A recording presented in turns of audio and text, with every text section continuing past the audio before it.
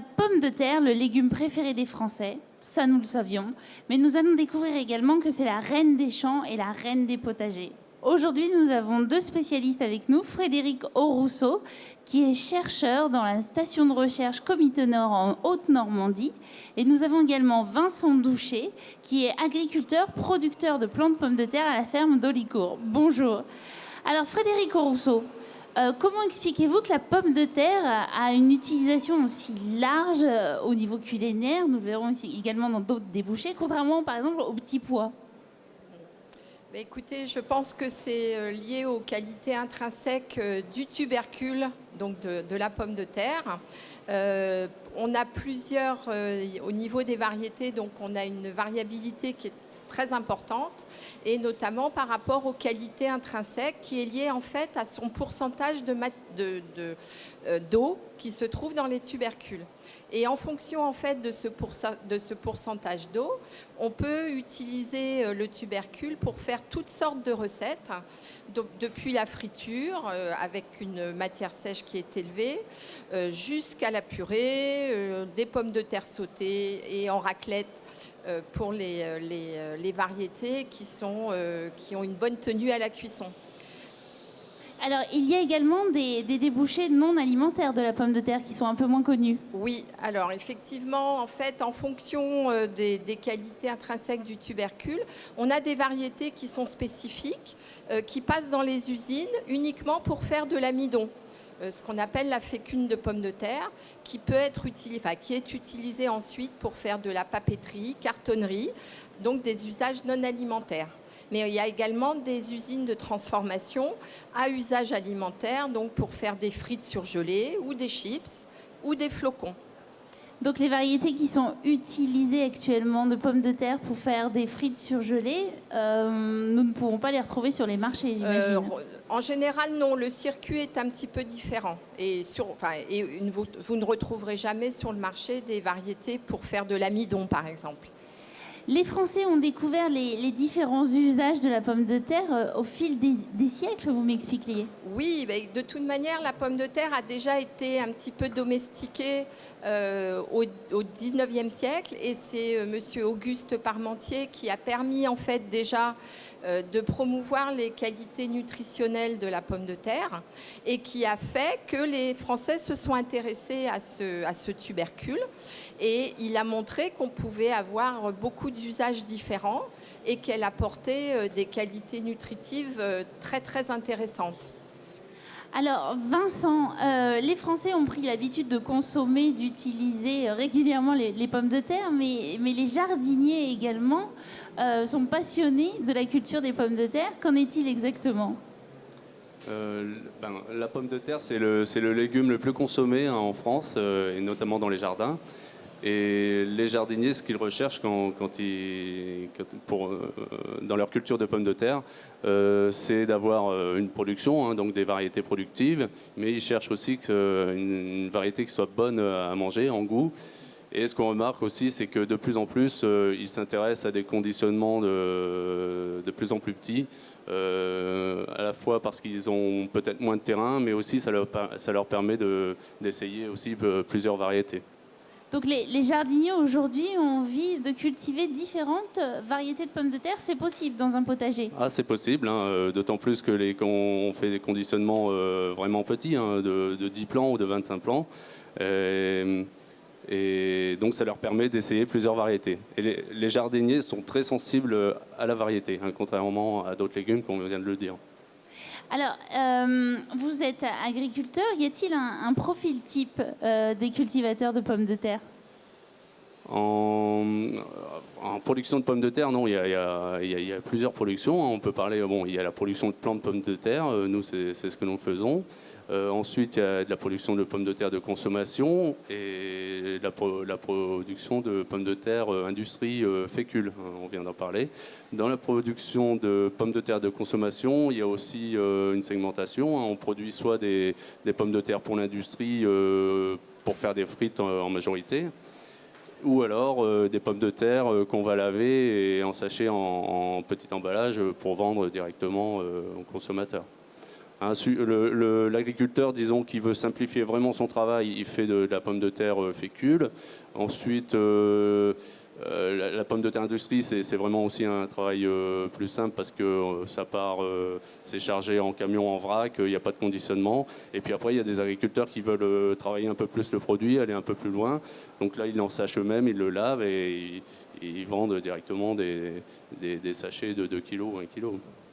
Alors, la recherche, nous allons voir que la recherche au niveau de la création de nouvelles variétés est très active en France. Qu'est-ce qu'elle a apporté? Qu'est-ce que ce progrès, on parle de progrès génétique porté par la recherche, qu'est-ce qu'elle a pu apporter aux agriculteurs?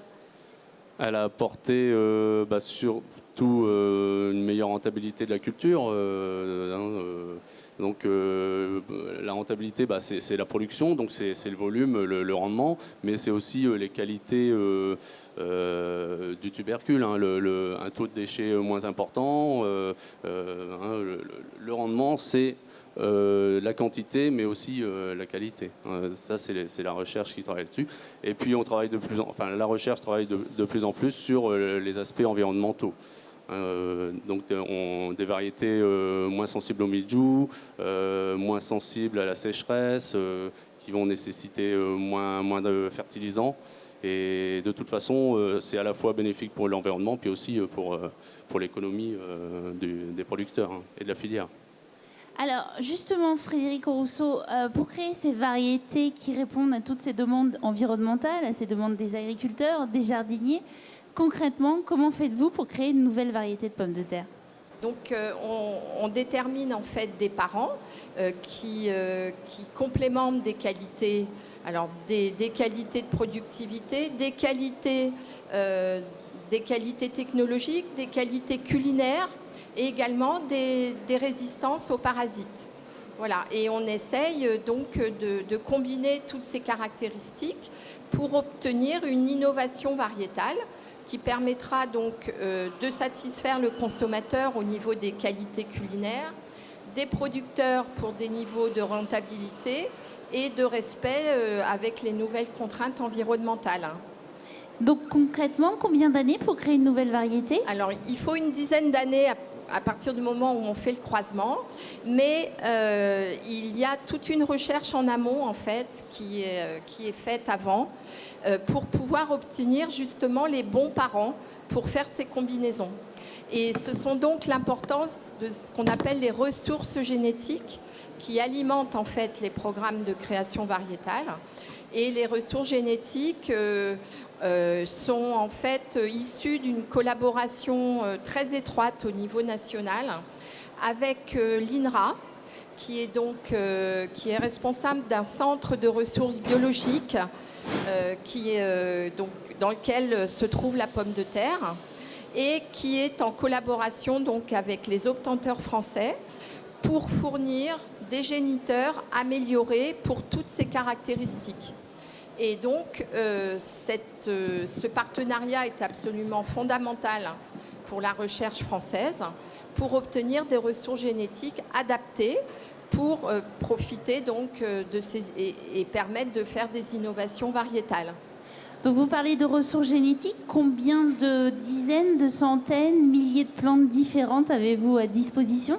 Alors, dans le centre de ressources génétiques, il y a des milliers de géniteurs potentiels. Bon, on ne les utilise pas tous, évidemment, chaque année. Mais tous les ans, on fait des choix. Il y a des descriptions qui sont faites pour certaines caractéristiques. Et donc, nous, on les utilise après dans nos programmes d'hybridation sexuée pour introduire, en fait, ces caractéristiques dans les variétés commerciales. D'accord, donc vous nous expliquez à peu près 10 à 15 années sont nécessaires avant de commercialiser une nouvelle variété. Donc pouvez-vous nous dire déjà quelques secrets sur les futures variétés pour les jardiniers par exemple? Quelles vont être les réponses à leurs attentes? Au niveau français, au niveau variétal, on a toujours considéré qu'il fallait absolument travailler, avoir une haute qualité culinaire pour la pomme de terre. Parce que je pense que, personnellement et d'autres collègues obtenteurs, pensons que c'est la pérennité de la pomme de terre par rapport à d'autres espèces végétales qui amènent de l'amidon, comme les céréales, le riz. La particularité vraiment, et justement on revient aussi au fait que les Français aiment la pomme de terre, aiment la cuisiner. Donc c'est un critère qui est excessivement important pour nous, à tel point que tous les ans, donc, nous faisons nous-mêmes nos tests de dégustation sur tout le matériel génétique que l'on crée. Et pour vous dire, on fait environ entre 800 à 900 tests culinaires sur du matériel différent et que nous goûtons nous-mêmes. Donc on préfère en général goûter des bonnes choses.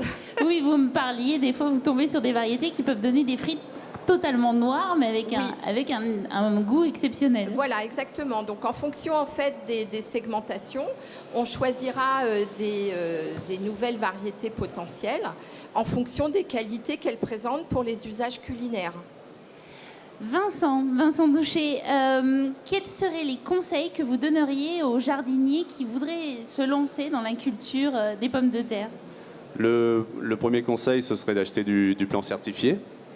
Et puis, bon, de suivre les indications qui sont notées sur les conditionnements. Hein. On fait toujours attention à noter les indications de manière à faciliter les cultures.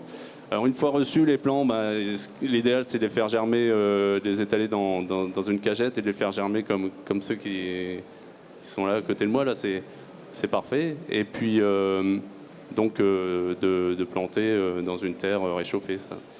Ensuite...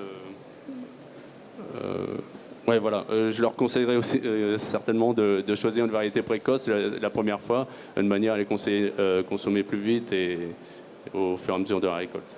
Alors justement, c'est la deuxième année que vous lancez la parade des pommes de terre au niveau des jardineries qui va être lancée le 15 mars. Expliquez-nous ce concept. La parade des pommes de terre, donc c'est organisé de manière... Enfin, le but, c'est de promouvoir, de créer de l'animation autour du rayon pommes de terre dans les jardineries. Donc, ça se déroule en 2 temps. Hein. Il y a à la fois un concours SMS qui se déroule du 15 au 23 mars. Et là, sur ce concours, il y a 4 stations météo à gagner par jour. Ensuite, dans un deuxième temps, jusqu'au mois de septembre, cette fois-ci, il y a un concours photo où là, le jardinier prendra des photos de ses plants, de ses cultures, autour des photos de pommes de terre, et un tirage au sort sera effectué sur les photos les plus originales, les plus belles, au mois de septembre. Et là-dessus, il y aura encore des lots à gagner. Merci beaucoup, merci beaucoup. Grâce à vous, nous savons qu'il y a plus de 200 variétés cultivées en France et nous vous donnons tous rendez-vous pour la parade de la pomme de terre au printemps. Merci, à très bientôt sur Campagne TV.